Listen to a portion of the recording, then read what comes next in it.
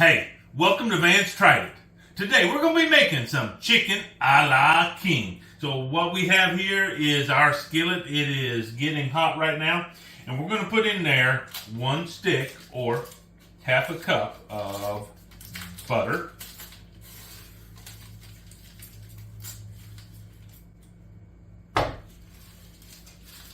And we're going to let that melt down. And I tell you what, while that is melting down, would you go ahead and go down in the comment section? Let me know what is your favorite way to eat chicken. And while you're down there, go ahead and like this video, subscribe if you're not a subscriber, and ring that bell. That way you get notified whenever I post a new video. Now the thing about chicken a la king and what makes it a la king is the sauce. It is basically chicken in a heavy cream sauce.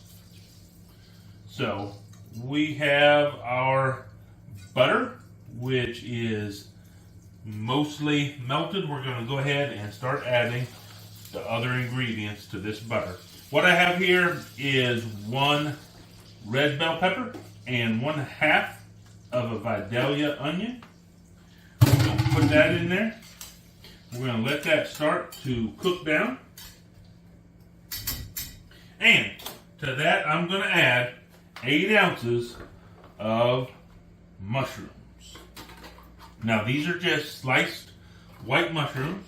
You could get fancy, and you could add whatever mushroom you want in here. But this is certainly the least expensive mushroom you're going to find. And it works just fine in this recipe. But certainly if you want to step it up, you can go ahead and get a little bit more high-end mushroom. Now what we're going to need to do is we're going to need to let all of this cook down for probably about 6 or 7 minutes. So we're going to go ahead and let that happen. And when it's done, we'll get back to you. Okay, so our veggies have cooked down, and here's really what you're looking for. You're looking for the onions to start to become translucent and kind of lose their color. And you're looking for the peppers and the mushrooms to start softening up, and you'll be able to feel that with your spatula, or I use my flat whisk here, because that's what I'll be using in the next step anyway. And so let's move on to that next step. What I have here is 1/2 cup of all-purpose flour. I'm going to sprinkle all of this in here. And then we just want to start stirring this up really well. Basically what we're doing here is we're making a roux. So a roux is just equal parts flour and fat. And that's the butter, is the fat in here. And so we are wanting to get all of that kind of incorporated, make it a paste. And we want to cook it down enough to where it doesn't have a floury flavor as we're making our cream sauce. And so that's the important thing about the roux, is just you got to let it cook enough. And you're going to look for a couple things. You're going to look for it to start to take kind of a darker brown coloring in here. But you're also going to use your nose. It's one thing I love about cooking anyway. It's just the smells you get permeating through the house that are as a result of what you're cooking. And so you're kind of looking for this to start to develop into a little bit of a nutty smell. And when it is done that, so it's turned brown and it smells a little bit nutty, then you know that your roux is ready to start adding the rest of the liquid, so we can start actually turning it from a roux into a sauce. And already I can smell that nutty flavor, and we can see that there are no white spots in here, and it's actually starting to turn a little bit brown. And so that's just where we want it. And now, the next step is we're going to take some chicken stock. Now, you want this to be at least room temperature. So if you're opening a brand new one, got it out of the cabinet, out of the pantry, that's fine. But if you're using one that you've had open for a while, it's been in the refrigerator, go ahead and put this in the microwave for 30, 45 seconds. Let it heat up a little bit. It doesn't have to be hot, but you don't want it cold. And what we're going to do is we're just going to add a little bit at a time. And this is 2 1/4 cups of chicken stock. And we're just going to start adding it in slowly and letting it incorporate. And that's going to help us to not get lumps in here. And so we're just wanting to add, probably a 1/2 to 1/3 of a cup at a time. Just like that. And just going to use our whisk and just spread it out just like that. And you'll see that it's starting to turn into almost like a mash. A little bit more here.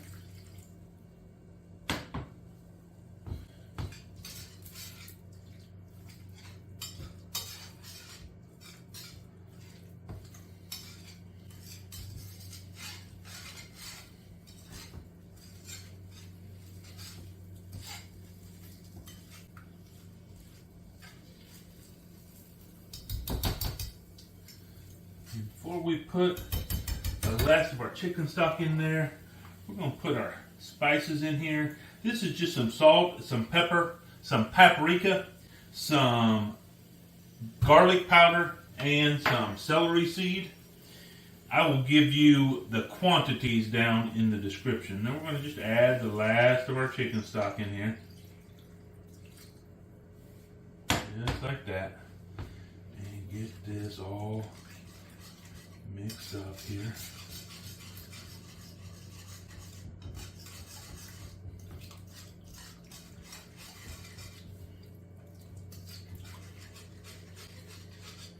You just want to get the last of all that roux completely dissolved down into here.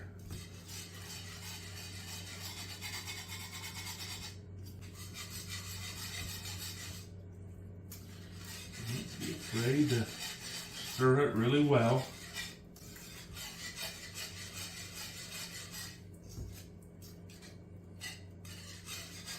And just looking, see if you can find any lumps in there. Just give it a good swirl with your whisk, and they will break up really easily. As long as, like I said, you have put the chicken stock in there a little bit at a time, and you use at least room temperature.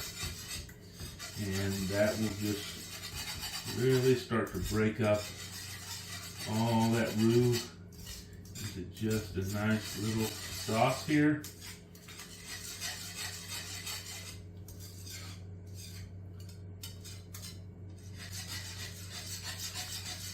Just keep moving it around until you are done. You know, a lot of people get afraid of sauces, and one of the reasons is the roux. And I think that's one of, if you're going to learn one skill as a home cook, that is one that you really need to know, is how to make a good roux. Because there's so much that hinges on it. Anytime you're making any sort of a sauce, whether it's a cheese sauce or this, like the chicken a la king here we're making here, you need to start with a really good roux. And the key to a good roux is you have to cook it just the right amount to where you don't burn it so it has that burnt flavor. But then if you don't cook it enough, it has that floury flavor. And so it just takes practice. Like I said, just use your eyes, use your nose. You're going to be able to get it right if you will just follow my instructions, I think you will find that it's really not that scary to make. And so we have all that here. Now what we have here is we have 1 cup of heavy cream. Remember I said this is a cream sauce. I'm going to put some heavy cream in here. And I have 2 tablespoons of wine. Now, I know that some people don't like cooking for wine for whatever reason. Maybe you don't like the flavor. Maybe you've had struggles with alcohol and so you don't want to use wine. Maybe you have some religious reason for not wanting to use wine. That's fine. I'll just remind you of a couple things. One, whenever you're cooking with alcohol, most of that alcohol is going to burn off. And so no one's going to get drunk from this. But like I said, if you have just some issue and you don't want to use wine, that's fine. But instead of the wine, you probably need to put, probably a tablespoon of lemon juice in here. Because part of what the wine does is the acidity of the wine really counterbalances the creaminess of the heavy whipping cream. And so it's really going to change your flavor profile if you don't put anything acidic in there. So just go ahead and, like I said, if you want to use wine, use wine. You could use cooking sherry. You could use cooking wine, by the way. That has alcohol in it too, just so you know. But the thing also to remember, if you're going to use a cooking wine or a cooking sherry, is that is going to be really salty. And so that's fine to use it, but you might not want to put the actual salt in here. Okay, folks, we are just about done with this chicken a la king, and the only thing we have left is the chicken. So what I have here are 2 chicken breasts that earlier today I put on the grill and just cooked them up. And we're just going to incorporate them in here because it is already cooked. You want to use pre-cooked chicken. Use whatever spice that you like on your chicken. I know some people use rotisserie chicken.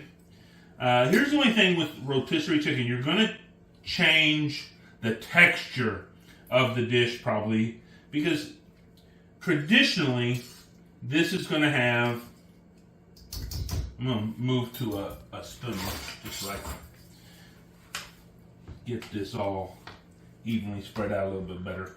But traditionally, this is going to have the cubed chicken in it. And if you use a rotisserie chicken, you're going to have probably shredded chicken. It's not necessarily going to change the flavor, but it will change the texture a little bit. And so that's up to you. But for me, it's easy just to throw some chicken on the grill, or you could throw some chicken in the oven if you wanted to. So we're just going to let that set long enough for that to just heat that chicken back up because it had been setting out and cooling off a little bit. So we're just going to let it heat up a little bit. I mean, you can use any type of chicken you want. You can bake the chicken just as long as it's cooked.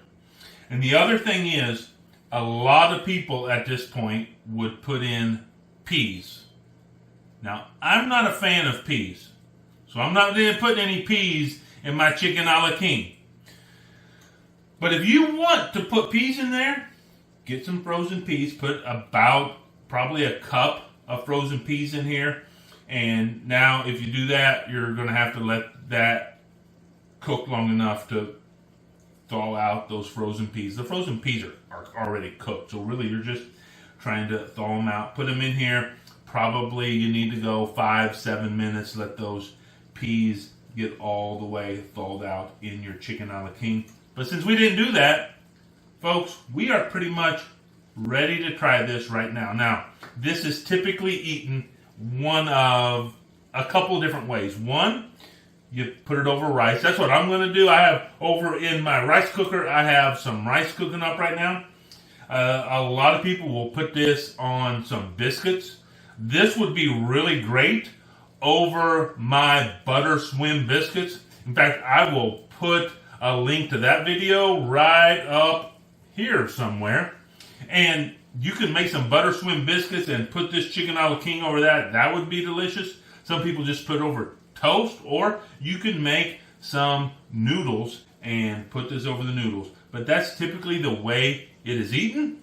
And right now, though, my rice isn't done. I'm not going to put it over rice, but I'm just going to taste it just the way it is and see how good it is.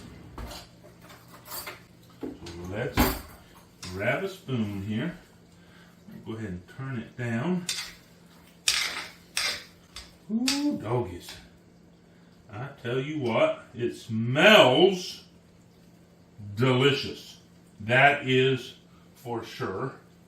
Let me just get this over here, just so I don't spill any.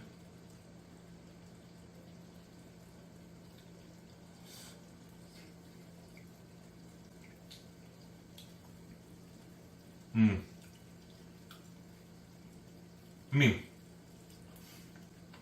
that sauce is so rich and creamy. You have that beautiful flavor from those peppers we put in there. And like I said, the texture of a good cubed chicken, it's just so different than a shredded chicken. And I think that is part of what makes this special, is when you're using the cubed chicken. And as you saw, this is really easy to make. You can have this done in 20, 30 minutes, ready to put on the table for you and your family. And so, bottom line, I tried it. You should too.